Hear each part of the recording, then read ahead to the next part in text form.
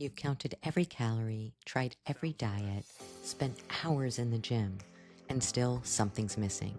You want more than just weight loss. You want your energy back. You want your confidence restored. You want a way of living that doesn't feel like punishment.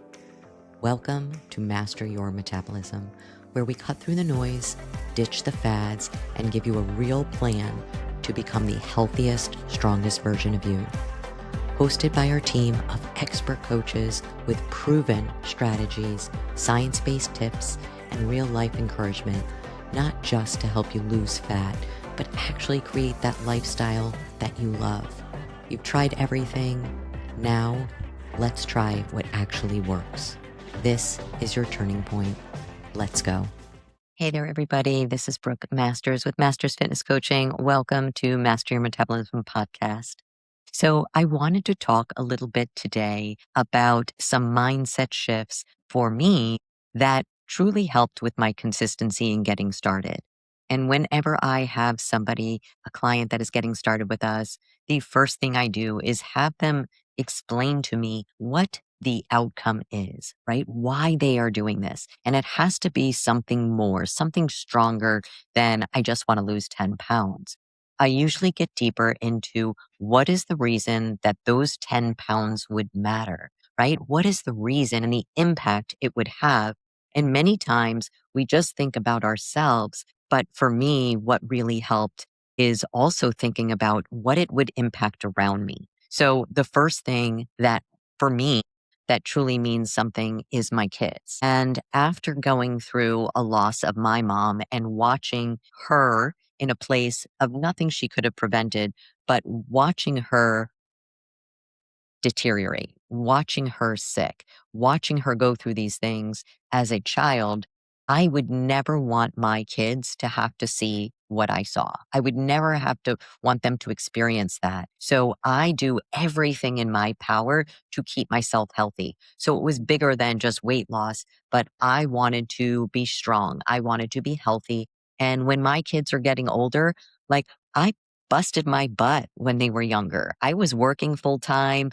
I was having to do with them, dealing with them. We had financial things going on. It was so much stress that I feel like I didn't get to enjoy as much as I could. And it was a lot of wasted time. So in my mind, I really want to make the most out of the years from now until the end. I want to be and experience life in a way that I have all the joys. I have all the things that I get to look forward to when they're getting older. I don't want to be a frail little old lady that is having a hard time getting out of a chair. I don't want to be so weak that I can't live independently anymore. So when I don't feel like going to the gym or I don't feel like making my food, it always goes back to, well, is the person that you want to become in the future going to want to make this decision right now? It is a matter of stopping myself before the choices are made and to remind myself of why I am doing it and what needs to take place in order to become the person that I want to be.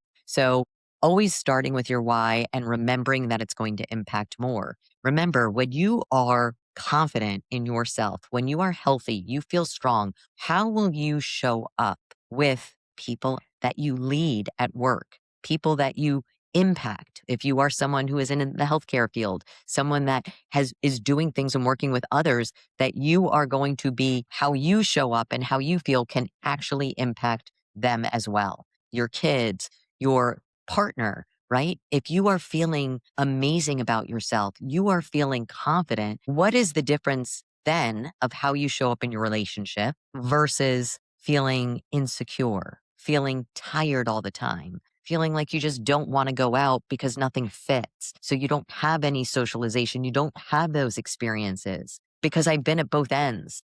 And I can tell you, it's really nice being able to walk places and wanting to feel confident is not vain. Wanting to feel confident is how you are able to show up as your best, strongest self. That is the way that you can walk in and things don't hurt you. Things don't bother you.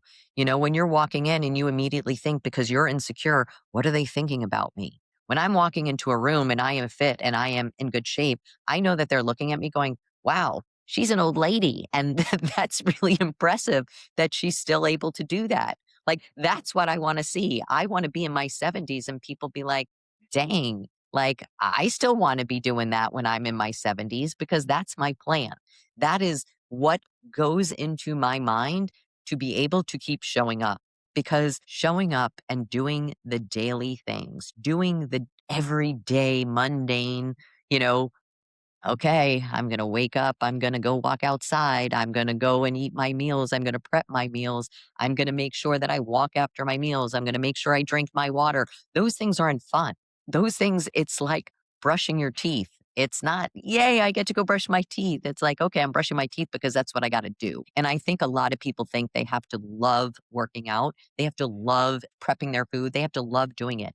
You're not going to love it. You're not going to love all aspects. What you're gonna love is the outcome, the result of all of your little tiny actions each and every day. The end result, the feelings that you have, the strength that you feel, the confidence you're gonna feel, all of those things are what is going to start feeling good. And that's what's gonna drive you to keep doing the things. But in the beginning, before you start feeling the feels, that's the hard part because that's when the habits need to stack.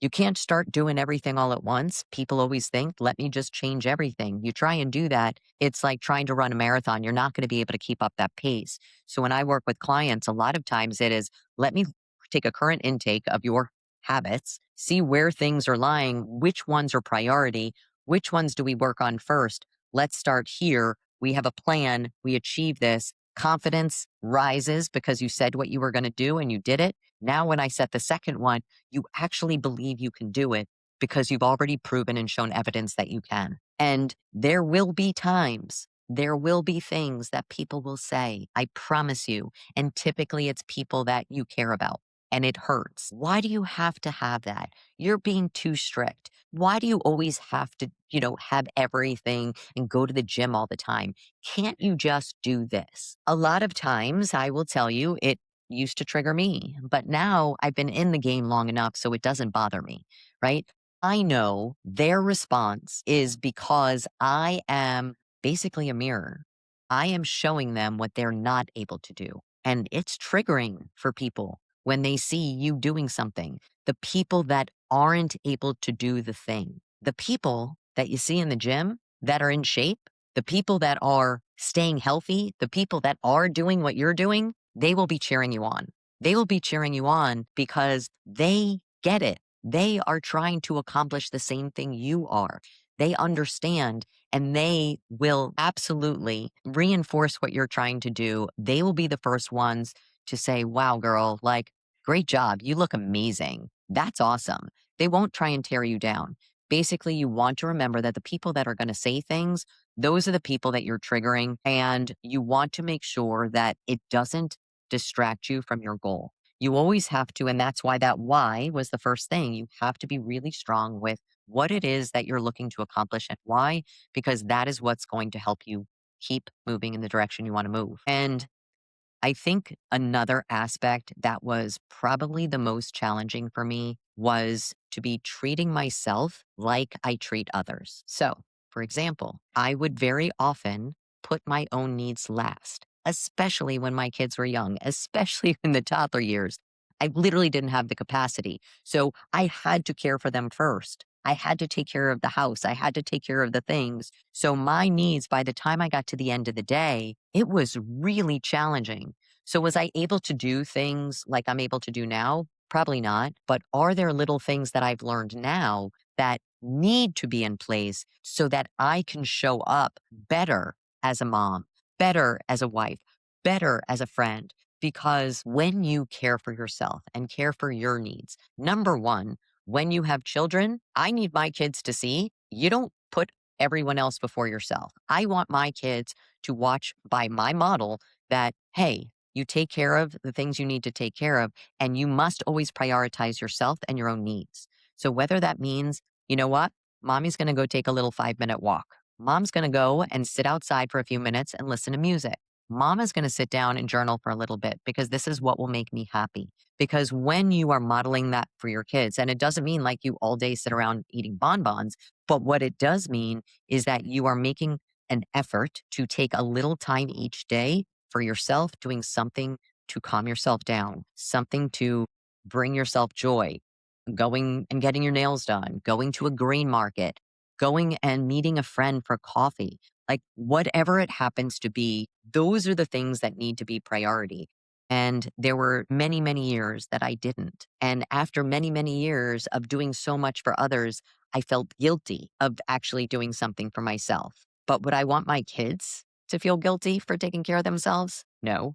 So why would I be okay with me? And that goes the same for how we talk to ourselves. Whenever you are speaking to yourself and you are working on a goal and something goes wrong, something is going wrong, you have an off day. We don't start berating ourselves with, you shouldn't have done that. Why did I do that? I do this all the time.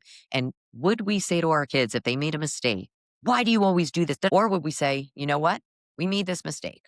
Let's look at things and see why this happened. How can we make this better so we don't keep having this happen? It's a very different experience and it absolutely changes because if you've had kids, and I've tried that attempt, I've tried that way of telling them, why did you do this? And you can't do this. But if we look at talking, sitting down and having the conversation of, look, this is what happened. This is the problem with that. So let's think about if we had this situation happen again, how could we do things differently? Because that is how kids learn. This is how we learn. This is how we keep our bodies in a place that we feel grateful for what we have. We feel empowered by what we are doing. And it allows us to be able to grow. There is no such thing as perfection. If you are in that place that you are absolutely 100 on point, percent on point, or you are, forget it, I messed up, I might as well just go nuts. That place and not finding that gray area is where I see a lot of people that quit. They quit because they say, well, I just can't do it. It has to be when you start a journey like this. Listen, I know it's not going to be perfect. I know that there's going to be some days that are off because if you have that mindset knowing it's not going to be perfect, you won't be surprised when things go off the rails, right? And looking at things with that perspective and that lens of things went wrong, let me sit down and figure out why. Sitting down with literally your thoughts, no phone, no nothing, and just thinking about what had happened. Well, I had a really busy week. I had a lot of things, meetings come up. This is what happened. Okay, cool. Let's come up with a plan for the next time. How about next week? We're going to look at our calendar ahead of time. We are going to look at our calendar ahead of time to see what is coming up and what days I need to have food prepped, what days I need to schedule in the week to be able to get my movement in or my workout in. What do I need to plan to make sure that I can be successful that following week and not have that happen? Do I have some things in the freezer that when things are running late and I don't have time to cook? Do I have some frozen turkey burgers or frozen salmon burgers I can throw in the air fryer for 10 minutes? Do I have maybe some cans of chicken that I can make into a quick chicken salad for lunch because I'm running out the door? All of these things are helpful, right? If I am out and about, oh my gosh, my kids' practice ran late. I didn't have anything with me. Cool. So let's come up with some ideas for maybe looking in the area of the practice and finding some food options that are located close by that you can still hit your goal. Wow. Awesome. There's actually a Chick-fil-A. Cool. What can we order from there that would be within your range? Well, I can get some grilled chicken nuggets. I can get that kale salad. I'll put the dressing on the side, and that way I'll get my fats and my protein, and I'll just do carbs with another meal. Cool. I'm going to go to Chipotle. I can get some chicken and some rice, and I'll get some veggies on it. Awesome. So it's all about looking at a situation and determining how to improve. You fall down, you get back up. Next time you fall down, you get back up quicker. And you just keep doing that until it gets to a point that you're like, okay, this meal went crazy. It did. So just back on track and back to where I was, right? There are times that we're out and about and I go to a restaurant. Okay, You know what? I actually want to order something that I really love. Okay, cool. One meal, I'm great all week, isn't going to matter. Just like if you go to the gym, one workout, when you're working out when you look at the grand scheme of things, if you're only going to work out once, you're not going to see a result. The same thing goes for your food. If you work out, if you're doing all the great things all the time and you have one thing that's off, it's not going to throw you off. So you want to just keep that in mind and understand that when you are starting something that you want to create a different outcome, create a different future for yourself, create a different body composition, become a stronger version of yourself, determine what it really is that would make you so happy. What is it that will drive you when the mundane tasks get hard? When people say things and it gets hard, when you feel guilty or you mess up and you want to give up, what is it that you can always connect with and bring it back and be able to get you to the place and remember, let me create a plan. I'm not quitting. This is just who I am now, and I'm going to keep going. And when you make that decision, that's where the word diet is no longer in your vocabulary. This is just, I'm a healthier person now because I want a different outcome. I want a different future, whether it's I want toned arms. I want to be able to carry my groceries. I want to be able to, run around with my grandkids. I want to be able to be there for my children and enjoy their years as they're getting older. And the time that I worked so hard throughout their younger years, busting my butt, I want to enjoy this time. I've seen too many people that work their whole lives and they're coming to me now because they've suffered a stroke or because now they're diabetic or because now they're having health issues. And now they have to change things because it's a must, not because it's a preventative I want to. So when you're waiting, remember those little things that you say to yourself, those little things that you say, hey, you know what? I'm too tired today. Today was just, this was like a crazy week. Like, I just don't have the time to go train, or I don't feel like making anything. Let's just go get some fast food. Like, I'm just not going to put any effort. I just don't have anything. When it gets to that point, it's not going to be like some huge event that happens at that moment. But over time, those little decisions that you make result in change, a gradual change that when you look back and say, holy crap, where I am now compared to 20 years ago, how your clothes are fitting, how your energy is, how you're feeling about yourself, all of these things, what is going to happen in another 20? It doesn't get easier as you age and time passes. You will know time is passing super fast. So don't waste the time that you have. Really think about and connect with what life would look like if you changed your mindset. So thank you so much. I hope this brought some value and inspired somebody to really just start looking at things in a different lens and a different perspective. If you enjoyed this episode, I would truly just love if you would share a review. And of course, as always, subscribe and follow us. And we will try to bring as much content to be able to help you on your health journey. Thank you so much, guys. Until next time, have a good one. Thanks for tuning in to Master Your Metabolism. If you found value in today's episode, it would mean the world to us if you'd hit subscribe and share this episode with someone who could use a little guidance in their health journey. Ready to take the next step? Head over to www.mastersfitnesscoaching.com and you can book a free call right from the site so we can chat about your goals and how we can help support you. Don't forget to join our Facebook group where we're sharing coaching tips, support, and tricks to help keep you on track and continue making progress. You don't have to do this alone.